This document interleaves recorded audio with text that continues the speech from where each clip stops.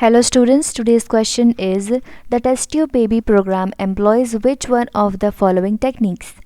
Question में बोला है कि जो टेस्ट ट्यूब बेबी प्रोग्राम होता है उसमें ऑप्शन में से कौन सी टेक्निक अप्लाई होती है. So let's see. Test tube baby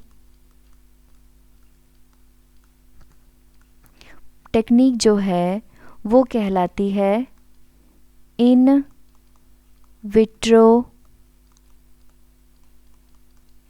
fertilisation. Vitro means होता है ग्लास. सो इस प्रोसेस में इस टेक्निक में हम क्या करते हैं कि फीमेल से ओवम निकाल लेते हैं और मेल से स्पर्म निकाल लेते हैं. दोनों को हम फ्यूज़ करते हैं इन अ ग्लास टेस्ट ट्यूब. यहाँ फर्टिलाइजेशन होने के बाद बनता है जाइगोट, जैसे कि नॉर्मल फीमेल के रिप्रोडक्टिव सिस्टम में बनता है. Same process occurs but outside the body. तो यहाँ जाइगोट बना. उसके बाद बनेंगी 2 सेल स्टेज,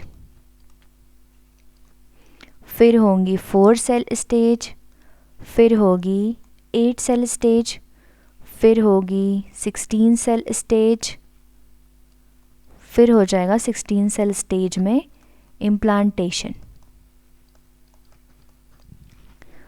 तो जाइगोट से 8 सेल बनने की प्रोसेस जो है वो in a normal female fallopian tube में होती है.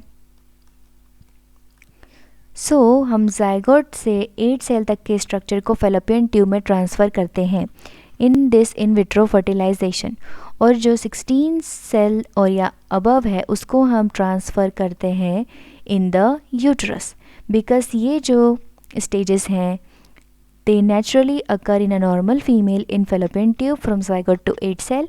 और 16 सेल 8 से ज़्यादा सेल्स जो होते हैं उसके बाद it occurs in the uterus. So अब देखते हैं ऑप्शन में क्या दिया है. Option A zygote intra fallopian transfer ZIFT. So हम इस प्रोसेस में क्या कर रहे हैं कि बॉडी के आउटसाइड में फर्टिलाइजेशन तो कर रहे हैं, फर्टिलाइजेशन, लेकिन जाइगोट बनने के बाद उसको फैलोपियन ट्यूब या फिर यूट्रस में ट्रांसफ़र कर देते हैं. सो जाइगोट को हम ट्रांसफ़र कर रहे हैं in the fallopian tube. So ये ऑप्शन सही है regarding the test tube programme, क्योंकि उसमें पूछा था कि टेस्ट ट्यूब बेबी प्रोग्राम में कौन सी टेक्निक फॉलो होती है फ्रॉम द ऑप्शन. सो ये होता है zygote intra fallopian transfer. B intra uterine insemination. Insemination मतलब होता है इजैक्यूलेशन.